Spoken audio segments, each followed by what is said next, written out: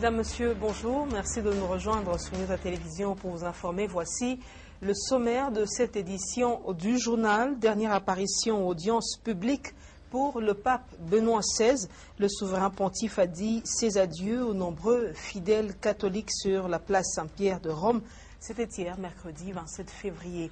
Et puis, enseignement primaire, secondaire et professionnel, vol à l'Institut Maïcha Caravia. Au moins une trentaine de chaises, dont du gouvernement provincial, emportées. La scène s'est déroulée dans la nuit du mardi 26 au mercredi 27 février 2013. Une fois de plus, Madame, Monsieur, bonjour. Je l'ai dit en titre à la une de l'actualité, cette dernière audience publique hier mercredi du pape Benoît XVI, c'était à la place Saint-Pierre de Rome. Environ 150 000 fidèles catholiques venus d'Italie et du monde entier sont venus applaudir et encourager celui que l'on appellera désormais pape honoraire. Après ses 8 ans de pontificat, le cardinal Joseph Ratzinger passera le restant de ses jours dans un monastère du Vatican. Et puis cette audience du Premier ministre Augustin Matata Mponyo accordée au président de l'Assemblée provinciale du Katanga, Antoine Gabriel Kyungwa-Kumwanza. Les deux personnalités ont évoqué ou passé en revue plusieurs questions d'actualité au niveau national, notamment la crise qui sévit au sein de la Société nationale des chemins de fer du Congo, SNCC, ainsi que la bancarisation de la paye des agents fonctionnaires de l'État. Les détails dans cet élément de reportage.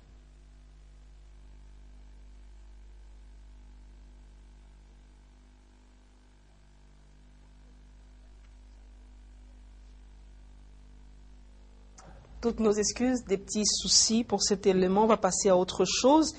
Il n'y a plus de mythes. Les élèves congolais peuvent désormais étudier en Inde en toute facilité. Ceci est le résultat du partenariat de l'Université catholique de Saint-Georges de Bangalore de l'Inde avec certaines institutions d'enseignement de la République démocratique du Congo dans le complexe scolaire Le Bourgeon du quartier Bel-Air. Et bien mercredi 27 février, une délégation de l'université de Saint-Georges avec en sa tête le recteur Shaïda est arrivée à Lubumbashi en vue de finaliser et consolider ce partenariat. Reportage Antoine Roger Mbouimamba. Présence à Lubumbashi mercredi 27 février de Chaoudjou, John et Fred Félix, respectivement recteurs et doyens de l'université Saint-Georges de Bangalore de l'Inde, traduit les partenariats ou mieux mariage entre cet alma mater et les partenaires congolais du secteur de l'enseignement dont les complexes scolaires Les Bourgeons du quartier Bel-Air. Ce qui explique la présence à l'aéroport de la Loinou des responsables élèves de cette école pour l'accueil. Objectif, rendre le partenariat effectif et une réalité par l'envoi des élèves et même les étudiants à l'université Saint-Georges pour y étudier. L'Inde est un bon pays, c'est un pays qui a l'éducation à un niveau élevé et c'est un pays qui a des idées dans l'éducation un peu évoluées et c'est pourquoi il faut que les gens puissent aller là-bas. L'Inde est un pays avec des occasions dans l'éducation un peu évoluées et nous sommes sûrs, comme nous sommes là, les étudiants vont réellement accepter d'aller étudier en Inde et nous sommes sûrs avec le temps que nous allons prendre, nous devons visiter certaines écoles, nous aurons les étudiants qui vont aussi nous écouter sur nos idées et ils vont apprécier parce que l'éducation est déjà à un niveau élevé. Cet accueil délirant terminé, les hôtes du complexe scolaire Les Bourgeons prennent un temps de partage avec leurs partenaires congolais, avec en tête la promotrice Mado Kayembe et l'administrateur de l'école, met les points sur les i quant au choix du complexe Les Bourgeons. Ce qui est vrai que ce n'est pas nous qui appelons, ce sont ces universités-là qui ont sollicité notre école.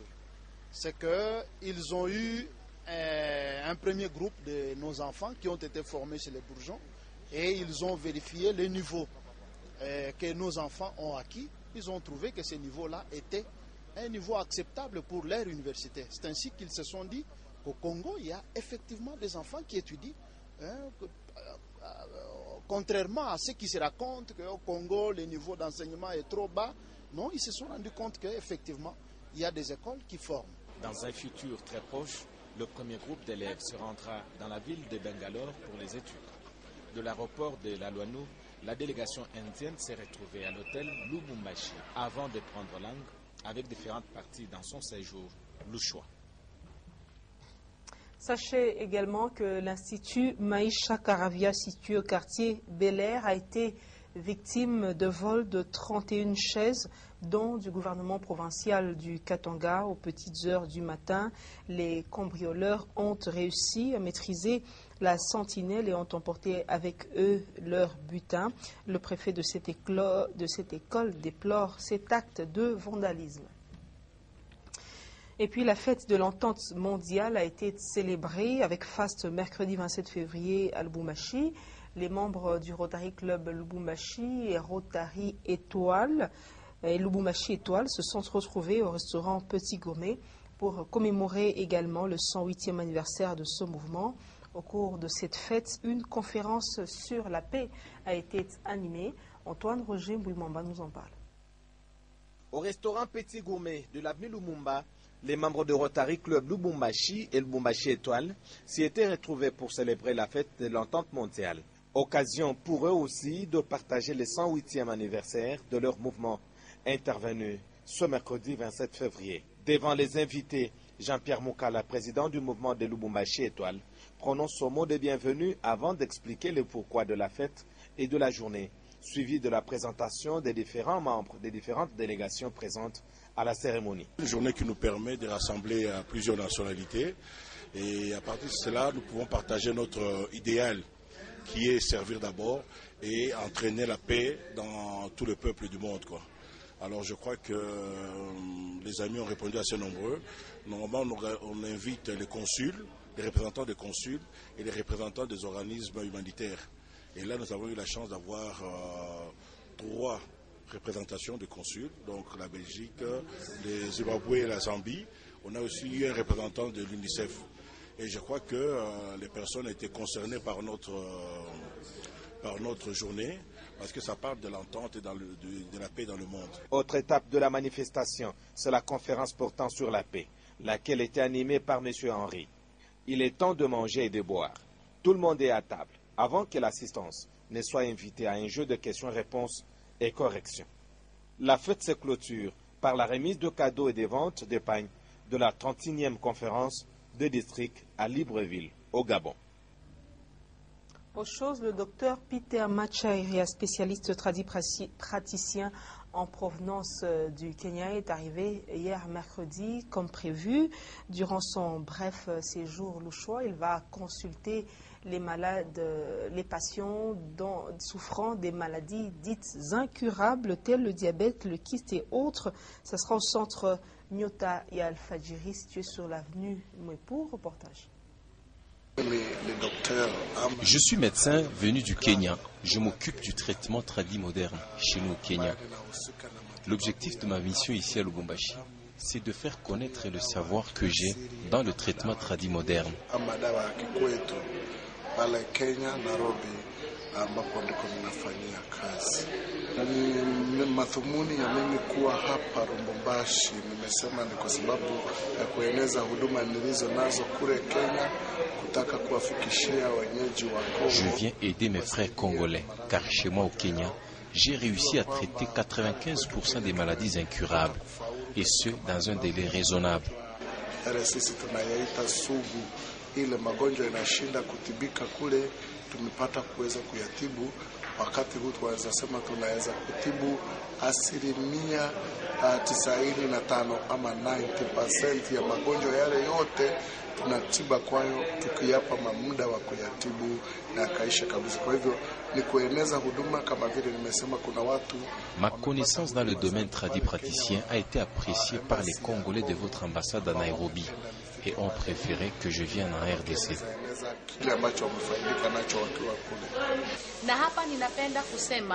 Je voudrais préciser que le médecin va consulter dès ce jeudi 28 février différents malades. Exemple, le diabète, qu'on semble dire incurable. Notre médecin s'en occupe.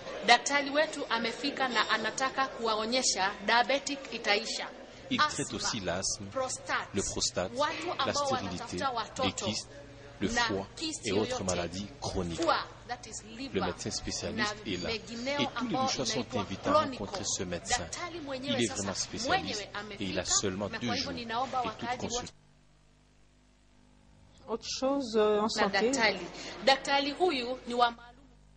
En santé, toujours retenez que l'hôpital général de référence de Kabalo a reçu un lot important de médicaments pouvant soigner les maladies qui sévissent dans cette partie de la province du Katanga. C'est la présidente nationale de l'ONG FIAFED, fille d'aujourd'hui, femme de demain, Madame Myri Massangou, qui a procédé à la remise après avoir également distribué des cartables aux élèves de l'école Onda Nombi. Guillaume Kazadi, Micha Kaimbe, reportage. À son arrivée dans les territoires de Kabalo, la présidente nationale de FIAFED s'est rendue dans la principauté des Djino. Irène Massangou Kayembe a visité l'école primaire Princesse Onda Numbi, où un bâtiment est en pleine construction aux soins de FIAFED. Comme cadeau de début d'année, chaque élève a reçu un cartable, un stylo, un crayon. Je vais passer d'abord dire bonjour et voir un peu l'organisation de l'école parce que c'est quand même difficile d'arriver jusqu'ici. Et puis on a eu un don de cartable. Donc on est venu aussi leur donner les cartables que nous avons eus. Dans ce coin où le savon est l'une des denrées rares, FIAFED, par sa présidente, a distribué de savon aux mamans. Le sel, c'est difficile d'avoir du sel, le savon c'est difficile.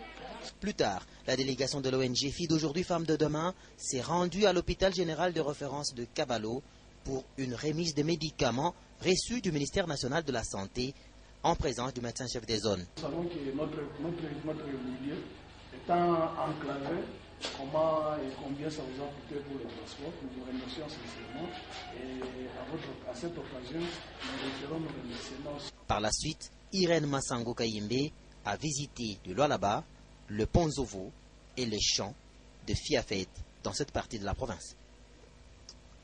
Le mardi 26 février dernier, la brigade douanière a intercepté des minibus transportant des marchandises en lieu et place des personnes et ces marchandises n'étaient pas déclarées. C'est la brigade Kisanga qui a réalisé ce coup de filet et immédiatement après, les transporteurs ont été escortés à la direction provinciale de la DGDA. Reportage Roger Mbouy. Joli coup de filet de la brigade douanière Kisanga, mardi 26 février 2013. Cette division de la DGDA de lutte contre la fraude a intercepté 22 minibus transportant des marchandises en lieu et place de personnes. Sous la vigilance de la brigade douanière Kisanga, ce véhicule contenant du sucre, sel, des œufs, des sacs de ciment, de la farine de froment ont été saisis car c'est de manière frauduleuse que ces véhicules ont atteint le poste Kisanga sans des documents de paiement de frais douaniers. Un acte de manque de civisme fiscal, un manque à gagner pour les trésors publics. Nous avons observé que c'est maintenant les moyens de transport destinés aux passagers, aux personnes qui sont utilisés pour dissimuler la marchandise de fraude. Et voilà un cas que nous avons pu intercepter ce matin, depuis ce matin donc, pour montrer que la fraude a commencé à changer de forme depuis que nous avons mis des mesures particulières sur la route de Kasumbalesa. C'est des cas de contrebande. La loi prévoit que nous puissions saisir la marchandise. Nous devrions également saisir les moyens de transport, selon ce que dit le Code des douanes. Mais je crois que pour une première opération, nous voulons mettre les transporteurs en garde. Ce changement de forme de fraude est une pratique déplorable et à décourager. En culture, la troupe Bonne Humeur, produite par Nyota Radio et Télévision, s'est envolée le 27 février pour Likasi, Kakanda et Kambov, où elle va se produire. Avant de voyager, les acteurs comédiens de Maseba ont été encouragés par la directrice de programme de Nyota, Madame Agnès Koy, ainsi que par le directeur général ad intérim, Guillaume Kazadi. Sachez que ce groupe se déplace grâce au soutien financier de Madame Karine Katoubi. Reportage.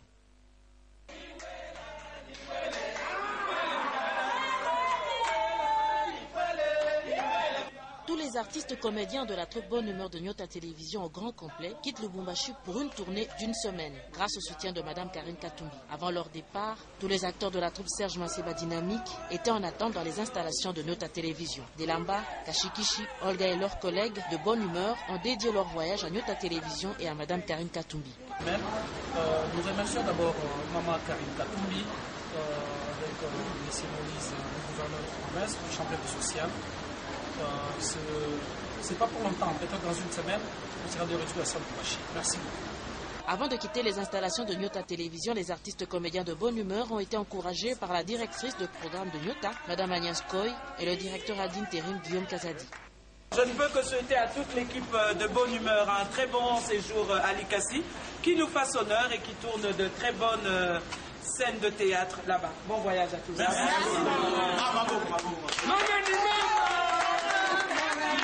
Bon, c'est toujours très important pour un groupe qui a fait ses preuves de sortir de la ville pour non seulement aller faire vivre aux autres populations d'autres contrées ce qu'elle est en mesure de faire, sans savoir-faire, parce que c'est un groupe très célèbre, désormais non seulement à Lubumbashi, au Katanga et au pays, c'est un grand groupe, le groupe Manseba. Donc on ne peut que souhaiter à ce que ce groupe, en plus du Katanga, puisse traverser les frontières de la province, aller dans d'autres provinces de la République démocratique du Congo, pour que finalement la culture du Katanga, la culture de Lubumbashi, la culture congolaise puisse se répandre à travers ce groupe.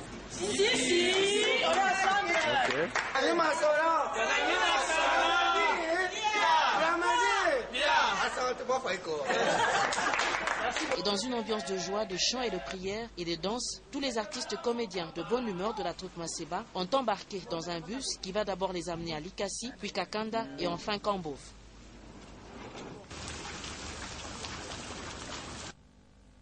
Madame, Monsieur, à présent, je vous convie à suivre la revue, la rubrique lue pour vous, l'essentiel de l'actualité traitée par nos confrères de la République, journal paraissant à Kinshasa.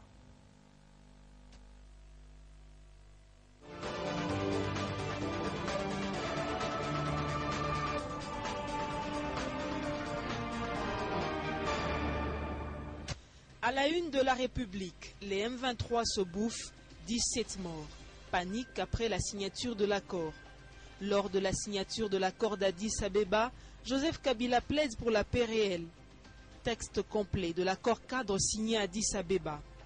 À lire en page 5, panique après la signature de l'accord, les M23 se bouffent, 17 morts. Le confrère de Voile, il fallait s'y attendre, les violences sont loin de s'accorder entre les dignitaires du mouvement rwandais en RDC dit M23. Les divergences ainsi couvées depuis plusieurs mois ont atteint l'hypoténuse dimanche dernier avec la fusillade entre les partisans de Sultani Makenga, chef militaire du M23, et ceux de Jean-Marie Runiga, le patron de la branche politique. Bilan, 10 morts selon des sources médicales, 17 à en croire les statistiques de la société civile locale. Ces affrontements entre éléments rebelles du M23 se sont produits à Rutshuru Centre, où venait de se rendre Jean-Marie Runiga, pourtant placé en résidence surveillée à Bunagana. Province, page 6 de la République. Bas-Congo, Jacques Mbandou, satisfait des actions des Nations Unies. Une délégation des organisations des Nations Unies conduite par Kenk Brun s'est entretenue dernièrement à Matadi avec le gouverneur du Bas-Congo, Jacques Mbandou Sitou, pour lui faire part des actions menées par les organismes des Nations Unies en faveur de la population du Bas-Congo. Le chef de l'antenne de l'UNICEF Bas-Congo, Robert Ndundula, a pour sa part épinglé certaines réalisations du système des Nations Unies en faveur des enfants, notamment la scolarisation, l'accès à l'eau potable et la lutte contre la malnutrition infantile, la mortalité et la morbidité infantile. Jacques Mbandou s'est dit satisfait de l'évaluation des actions socio-sanitaires menées en 2012 par les différents organismes du système des Nations Unies en faveur de sa population. En page 12 de la République, lors de la signature de l'accord d'Addis Abeba, Joseph Kabila plaide pour la paix réelle. Il est temps, plus que temps, que nous garantissons à nos populations le droit à la vie et la jouissance soutenue au bien-être le plus précieux qu'ils attendent de leurs dirigeants, à savoir la paix, a déclaré dimanche 24 février à Addis Abeba le chef de l'État congolais Joseph Kabila. L'accord cadre pour la pacification de la partie est de la RDC, en proie à des conflits à répétition, a été signé à Addis Abeba par 11 États africains. À lire dans ce numéro du quotidien d'information générale La République, le document de signature de l'accord cadre pour la paix, la sécurité et la coopération pour la République démocratique du Congo et la région. En son point 4, le document stipule: malgré ces défis, la crise récente offre la possibilité de s'atteler aux causes profondes du conflit et de mettre un terme au cycle de violence récurrent. Il est de plus en plus reconnu que la voie actuelle n'est pas viable. Partant d'une cessation des hostilités, des actions concrètes sont requises de la part du gouvernement de la RDC avec le soutien des partenaires. Pour le gouvernement de la RDC, un engagement renouvelé à continuer à approfondir la réforme du secteur de la sécurité, en particulier en ce qui concerne l'armée et la police, consolider l'autorité de l'État en particulier à l'est de la RDC, effectuer des progrès en ce qui concerne la décentralisation, promouvoir les objectifs de la réconciliation nationale, de tolérance et de démocratisation. Pour la région, un engagement renouvelé à ne pas s'ingérer dans les affaires intérieures des États voisins, ne pas tolérer ni fournir une assistance ou un soutien quelconque à des groupes armés, ne pas héberger ni fournir une protection de quelque nature que ce soit aux personnes accusées de crimes de guerre, de crimes contre l'humanité, d'actes de génocide ou de crimes d'agression. Pour la communauté internationale, le Conseil de sécurité restera saisi de l'importance d'un soutien à la stabilité à long terme de la RDC et la région des Grands Lacs. Une revue stratégique de la mission de stabilisation de l'Organisation des Nations Unies en RDC, MONUSCO, afin de renforcer son appui au gouvernement pour faire face aux enjeux d'ordre sécuritaire et favoriser l'expansion de l'autorité de l'État. Enfin, du côté de mécanismes de suivi, en RDC, la MONUSCO fera partie de la solution et continuera à travailler en étroite collaboration avec le gouvernement congolais. À bientôt pour un autre numéro de Lu pour vous.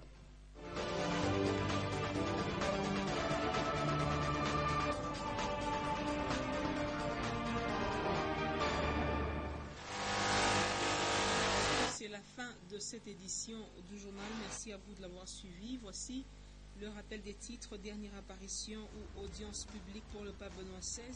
Le souverain pontife a dit ses adieux aux nombreux fidèles catholiques sur la place Saint-Pierre de Rome, mercredi 27 février.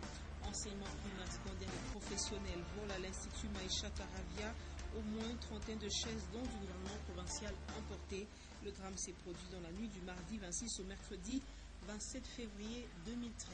Fin complète de ce journal. Retrouvez Diane Kassongo-Nyuta à 17h30 et 19h pour vous informer. Je reviens demain à 9h et 13h. Au revoir.